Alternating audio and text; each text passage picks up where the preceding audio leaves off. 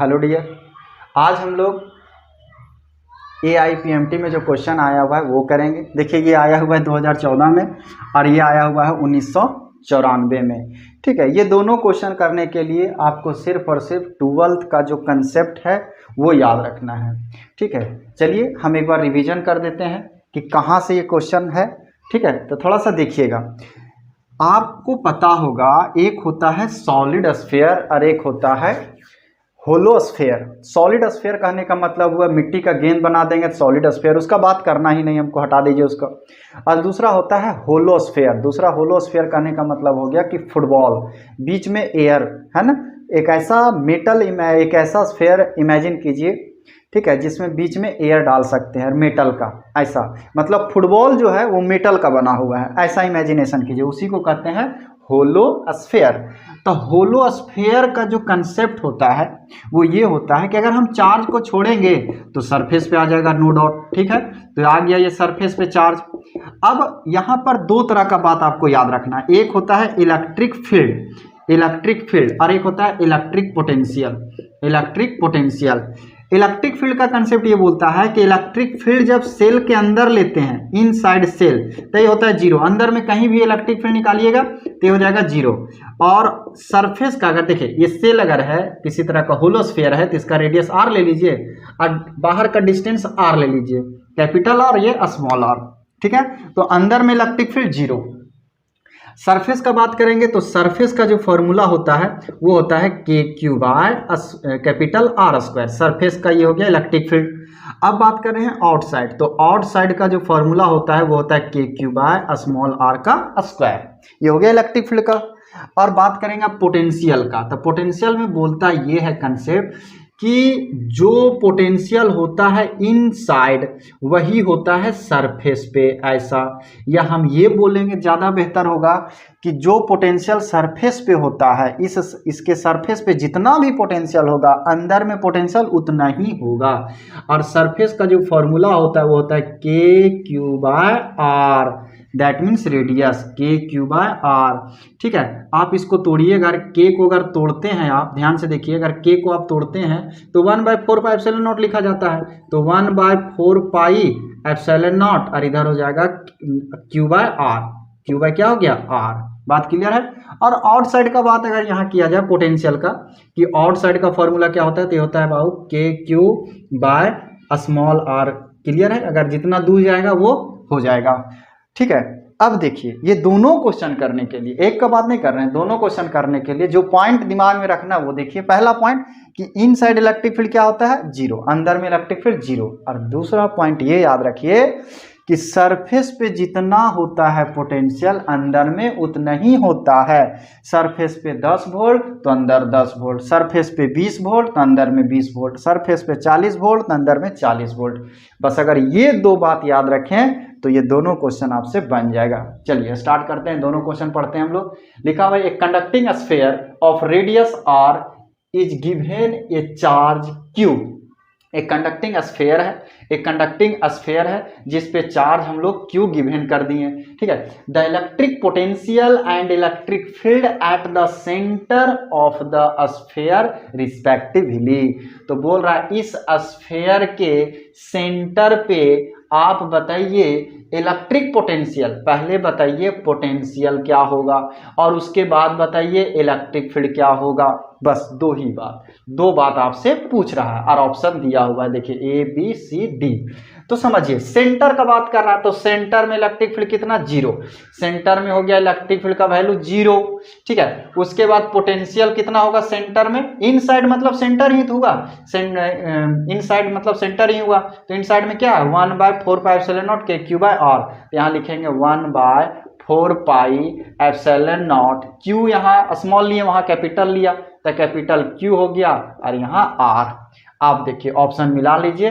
ठीक है, पहले में दिया है जीरो, गलत है क्योंकि शुरू में पोटेंशियल पूछा है तो पहले तो जीरो हो ही नहीं सकता है ना। दूसरा में देखिए B को मिलाइए आप, B को देखिए A हो गया, B है ना, B में बात करेंगे तो B में आप देखिए पोटेंशियल का वैल्यू है KQ by 4 pi epsilon naught R, मतलब ये मैच कर गया। और दूसरा जीरो, कहने का मतलब ये है कि B आपका सही है। ये ऑप्शन में से आप दो को ऐसे ही हटा सकते थे, कैसे, क्योंकि आपको पता है कि इनसाइड जो इलेक्ट्रिक फील्ड होता है वो जीरो होता है, और जीरो देखिए दो ही में है, इसमें है और इसमें है, ठीक है, एक सी में भी है, यहाँ भी लिखा हुआ है जीरो, तो सी को आप तुरंत हटा सकते थे कि सी तो हो ही नहीं सकता, ठीक है। उसके बाद भी यहाँ हम बहुत आराम से ये जज कर सकते हैं कि इनसाइड इलेक्ट्रिक फील्ड जीरो, मतलब 1 वाला नहीं 2 वाला जीरो होना चाहिए, तो यहाँ 1 में जीरो दे दिया तो ये गलत है ना। उसके बाद यहाँ पर तो जीरो है ही नहीं तो ये गलत हो गया। यहाँ पे बात करेंगे, हाँ 2 में जीरो दिया है तो ये सही है, यहाँ तो दोनों जीरो कर दिया, लेकिन ऐसा हो ही नहीं सकता क्योंकि v का वैल्यू क्या होता है 1/4πε0 इंटू q/r, ठीक है। बहुत सिंपल क्वेश्चन है, थोड़ा सा क्वेश्चन को बार बार कीजिएगा तो तरीका मालूम हो जाएगा, ठीक है। तो इसका आंसर कौन सा हो गया, बी, कोई दिक्कत है ना। अब आगे देखते हैं, इस क्वेश्चन का बात करते हैं। तो देखिए ये क्वेश्चन तो और भी आसान है, बहुत आराम से ये बन जाएगा। क्वेश्चन क्या लिखा हुआ है, ये होलोस्फेयर, ये hollow metal sphere of radius 10 centimetre is charged such that the potential on its surface is 80, है ना। The potential at the centre of the sphere is, simple बात ये बोलता है कि एक होलो स्फेयर है मेटल का, जिसके सरफेस पे जो पोटेंशियल है गुरु वो है आपका 80 वोल्ट, ऐसा 80 वोल्ट कहाँ है, सरफेस पे। तो बताइए the potential at the centre of the sphere, तो सेंटर पे जो स्फेयर होगा, सेंटर पे जो पोटेंशियल होगा उसका जवाब दीजिए। तो वही तो बता रहे थे, जो पोटेंशियल होगा सरफेस पे वही होगा सेंटर पे, तो सेंटर पे कितना हो गया आपका 80 वोल्ट। तो 80 वोल्ट कहाँ पे है, बी में है, देखिए बी इसका भी आंसर है, दोनों का बी ही आंसर आया, ठीक है। चलिए अब ये दोनों क्वेश्चन को करते हैं। ये जो आपका यहाँ लिखा हुआ है बोर्ड पे, तीसरा नंबर में जो क्वेश्चन लिखा हुआ है वो 2013 में आया हुआ है नीट में, और ये जो 4th में लिखा हुआ है ये क्वेश्चन आपका सितंबर में जो एग्जाम हुआ था 2020 में नीट का, उसमें आया हुआ क्वेश्चन है। अब देखिए इस पहला क्वेश्चन को करने के लिए यहाँ जो पहला 3 नंबर में जो लिखा हुआ है, इस क्वेश्चन को करने के लिए आपको एक कंसेप्ट याद रखना है, उस कंसेप्ट को पहले सीख लीजिए, उसके बाद ये क्वेश्चन बहुत ही आसान है।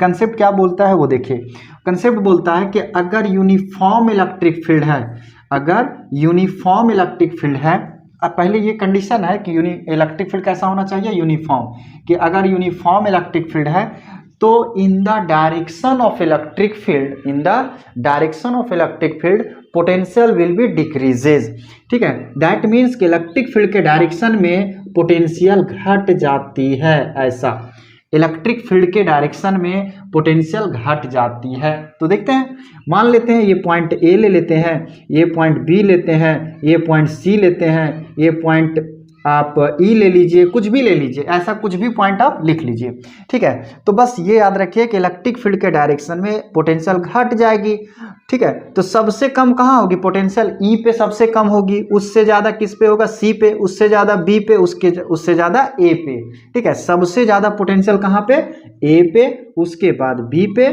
उसके बाद सी पे, उसके बाद ई पे। जैसे अगर यहाँ 20 वोल्ट लेते हैं तो इससे यहाँ कम ही लेना पड़ेगा क्योंकि घटती है, इलेक्ट्रिक फील्ड के डायरेक्शन में घटती है, तो यहाँ आपको 15 लेना होगा, यहाँ 12 लेना होगा, यहाँ 11, ऐसे घटते हुए आपको लेना है। क्लियर है। लेकिन ये स्टेटमेंट किस तरह के फील्ड के लिए है, यूनिफॉर्म इलेक्ट्रिक फील्ड के लिए है। और यूनिफॉर्म इलेक्ट्रिक फील्ड को चेक करने के लिए, पता करने का एक तरीका ये है कि ये जो आपको फिगर दिया हुआ रहेगा क्वेश्चन में, ये दोनों के बीच का जो गैप होगा वो सेम होगा और लाइन ये जो होगा वो पैरेलल होगा।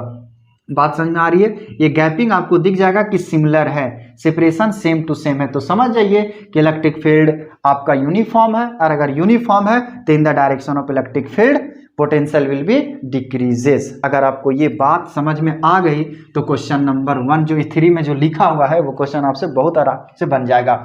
अब देखिए तो यहाँ पे जो क्वेश्चन दिया हुआ है सिंपल सा, A B and C are 3 points in uniform electric field, the electric potential is. यहाँ तो लिख दिया, चिल्ला के देखिए लिख दिया है कि ये यूनिफॉर्म इलेक्ट्रिक फील्ड ही है, ठीक है। तो कंसेप्ट क्या है कि in the direction of electric field potential will be decreases. तो बताइए सबसे ज्यादा पोटेंशियल कहाँ होगा, बी पे, उसके बाद सी पे, उसके बाद ए पे।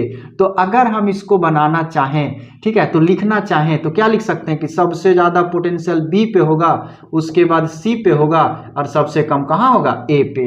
अब इसको देख के स्टेटमेंट ऑप्शन को आप पढ़ना शुरू कीजिए। तो पोटेंशियल क्या बोलता है, ऑप्शन ए क्या बोल रहा है, मैक्सिमम एट ए पे सबसे ज़्यादा होगा, गलत है, ये हो ही नहीं सकता। ठीक है, उसके बाद मैक्सिमम एट बी, यही आपका आंसर सही है। ठीक है, फिर आगे पढ़ेंगे नहीं, मेरा मैच कर गया कि बी पे सबसे ज्यादा, यहाँ लिख दिया मैक्सिमम एट बी। अब बोलता है मैक्सिमम एट सी तो बीच में है, ये हो ही नहीं सकता है ना, ये भी गलत है। और same at all the points, 3 points A B C, बोलता है सभी पॉइंट पर पोटेंशियल सेम होगा, ऐसा हो ही नहीं सकता। ठीक है, तो अगर बातें आपको बहुत अच्छा से क्लियर होगी, ठीक है, तो क्वेश्चन को करना टफ नहीं होता। और ये सारा क्वेश्चन 12th में अगर आप अच्छा से थ्योरी पढ़े हुए हैं, टीचर्स के लेक्चर को बहुत अच्छा से अटेंड किए हुए हैं, समझते हैं, है ना, दिमाग में बात रखे हुए हैं, तो ये सब 12th का कंसेप्ट में बताया गया है। हम कोई नीट का तैयारी नहीं करा रहे हैं आपको, बस बता रहे हैं कि 12th के बेसिस पर ही क्वेश्चन कितना सारा आता है। ठीक है, तो सिंपल हो गया कि सबसे ज्यादा पोटेंशियल बी पे होगा, तो बी यहाँ लिखा मैक्सिमम एट बी, इसका मतलब बी आपका सही है। ठीक है, अब अगर हम आगे बढ़ते हैं क्वेश्चन नंबर 4 की तरफ अगर हम मूव करते हैं, तो देखिए क्या है क्वेश्चन नंबर 4, यहाँ लिखा हुआ है ना, कि in a certain region of a space with volume 0.2 metre cube the electric potential is found to be 5 volt. ऐसा एक रीजन मान लीजिए, ऐसा एक जगह मान लेते हैं जिसका वॉल्यूम दिया हुआ है, v का वैल्यू दिया हुआ है आपका 0.2 मीटर क्यूब, ऐसा क्लियर है। द इलेक्ट्रिक पोटेंशियल एट, और इस रीजन में जो पोटेंशियल का वैल्यू है वो है 5 वोल्ट, ऐसा क्वेश्चन में लिखा हुआ है 5 वोल्ट, क्लियर है। उसके बाद बोलता है the magnitude of electric field in this region. ठीक है, देखिए क्वेश्चन हम आपको समझा देते हैं, आप पढ़ लीजिएगा एक बार, समझ लीजिएगा, लेकिन फिर हम भी एक क्वेश्चन समझा देते हैं। एक ऐसा स्पेस जिसका वॉल्यूम दिया हुआ है 0.2 मीटर क्यूब, और उस स्पेस में जो पोटेंशियल क्रिएट है वो है 5 वोल्ट। ठीक है, तो आपसे सिंपल सवाल ये पूछ रहा है कि बताइए इलेक्ट्रिक फील्ड का वैल्यू क्या होगा।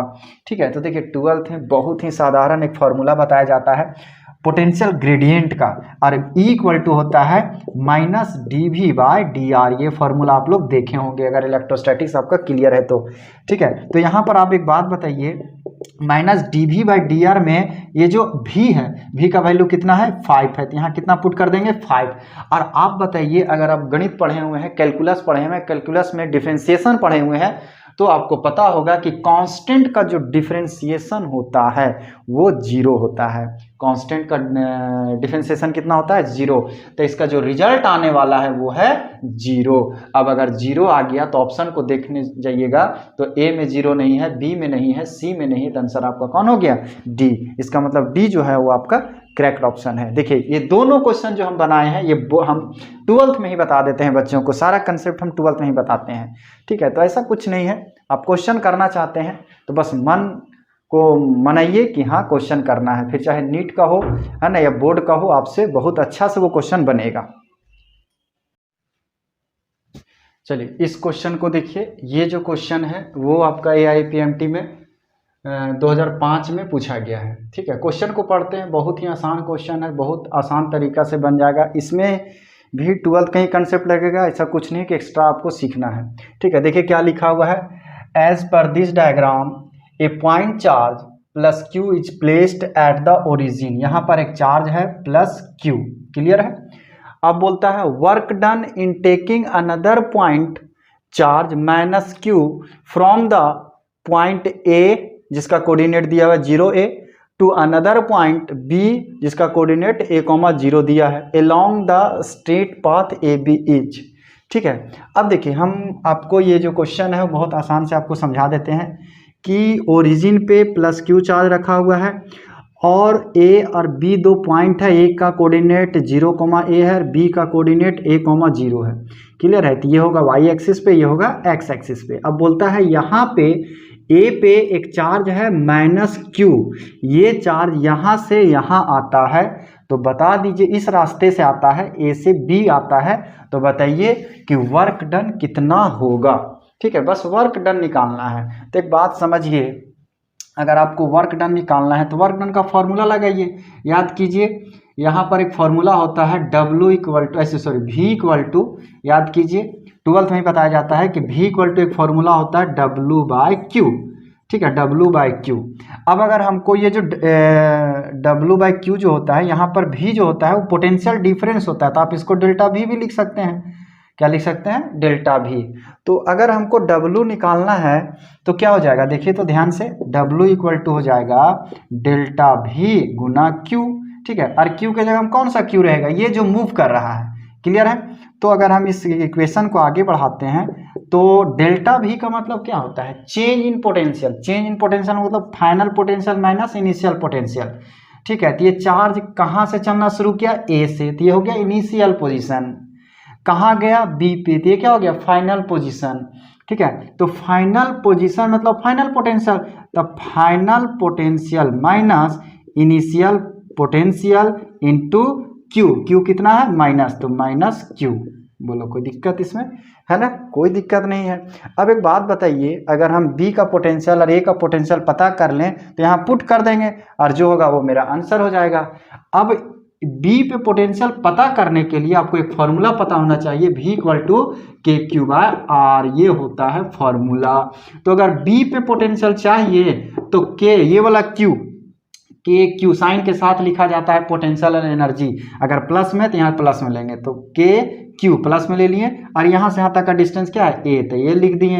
अब हमको लिखना है A पे पोटेंशियल, तो A का पोटेंशियल यही इसी की वजह से तो जाएगा Q प्लस में चार्ज, इसलिए प्लस में ले लिए। ठीक है, अब यहाँ पर डिस्टेंस कितना, यहाँ से यहाँ तक A, तो A लिख लिए। आप ध्यान से देखिए तो यहाँ और यहाँ का पोटेंशियल सेम है, दैट मीन्स अगर हम इसको भी मानते तो ये भी क्या हो जाएगा, भी हो जाएगा।